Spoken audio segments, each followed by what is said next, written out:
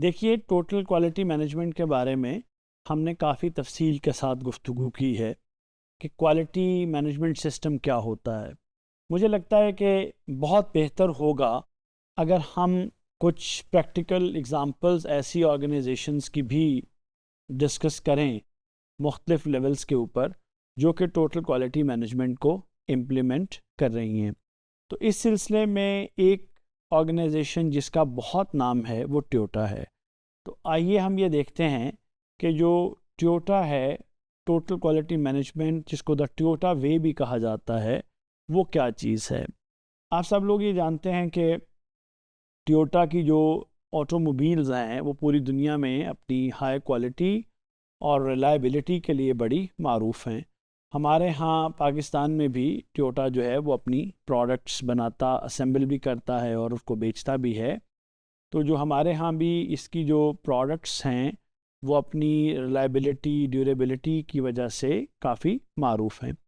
अच्छा, अब ये जो टोयोटा की पूरी दुनिया में सक्सेस और कामयाबी है, इसका राज क्या है? ज़ाहिर है कि इसके पीछे एक क्वालिटी मैनेजमेंट सिस्टम है जिसको लोग टोयोटा प्रोडक्शन सिस्टम भी कहते हैं या द टोयोटा वे भी कहा जाता है।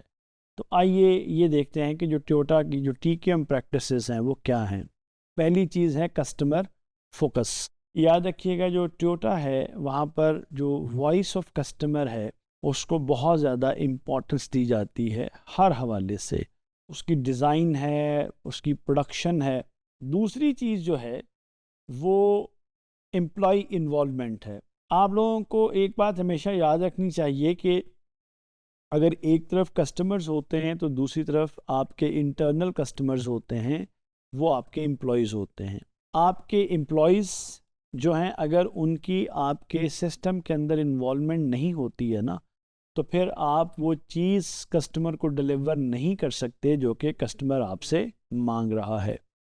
तो टोयोटा के सिस्टम के अंदर पहली चीज़ कस्टमर फोकस हो गया, दूसरी चीज़ एम्प्लॉय इन्वॉल्वमेंट हो गई, और तीसरी चीज़ कंटिन्यूस इम्प्रूवमेंट जिसको काइज़न का नाम भी दिया जाता है कि आप मुसलसल तसलसल के साथ चीज़ों को इम्प्रूव करते चले जाते हैं और एक वक्त आता है कि मेजर इम्प्रूवमेंट सामने आ जाती है। अच्छा, इसके अलावा प्रोसेस फोकस जो है वो चौथी चीज़ है जो टोयोटा के यहाँ, जिस तरह मसलन वहाँ JIT जिसको जस्ट इन टाइम सिस्टम कहा जाता है और लीन मैन्युफैक्चरिंग सिस्टम कहा जाता है, इन दोनों का मकसद क्या है?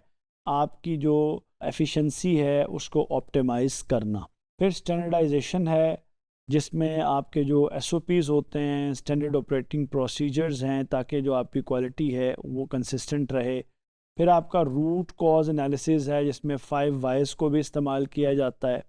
इसी तरह क्वालिटी सर्कल्स हैं जिसमें टीम बेस्ड क्वालिटी जो इम्प्रूवमेंट है, जिसमें ग्रुप की तमाम एक्टिविटीज़ को सामने रखा जाता है। रिज़ल्ट इसका क्या है? रिज़ल्ट इसका ये है कि आपके डिफेक्ट्स जो रेट है वो आपका लो होता है, आपकी कस्टमर सेटिस्फेक्शन हाई होती है, आपकी जो टोयोटा की जो ग्लोबल रेपुटेशन है फॉर ड्यूरेबिलिटी एंड रिलायबिलिटी बहुत हाई है। फिर इसको लीन मैन्युफैक्चरिंग के अंदर पूरी दुनिया में बेस्ट प्रैक्टिस के तौर पे देखा जाता है। ये लीन मैनेजमेंट या लीन मैन्युफैक्चरिंग का लफ्ज़ काफ़ी सारा इस्तेमाल हुआ है, तो मेरा ख़्याल है कि इसकी एक डेफिनेशन को देख लेना फ़ायदे से खाली नहीं होगा। तो जो लीन प्रोडक्शन है, वो जो मैन्युफैक्चरिंग है वो एक प्रोडक्शन मेथड है जिसका फोकस होता है मैक्सिमाइजिंग प्रोडक्टिविटी और minimising waste in manufacturing process. ये एम्फेसिस करता है कि आप एलिमिनेट करते जाएं नॉन वैल्यू एडेड एक्टिविटीज़ को, स्ट्रीमलाइन करें अपने वर्क फ्लोस को और इम्प्रूव करें अपनी efficiency to deliver high quality products at lower cost, और जो लीड टाइम्स हैं उनको कम करें, यानी वेस्ट रिड्यूस करें, लीड टाइम्स कम करें, कॉस्ट कंट्रोल करें, और रिजल्टेंटली जो आपकी क्वालिटी है वो इम्प्रूव होना शुरू हो जाती है। मुझे उम्मीद है कि आपको टोयोटा की एग्ज़ाम्पल क्लियर हुई होगी। शुक्रिया।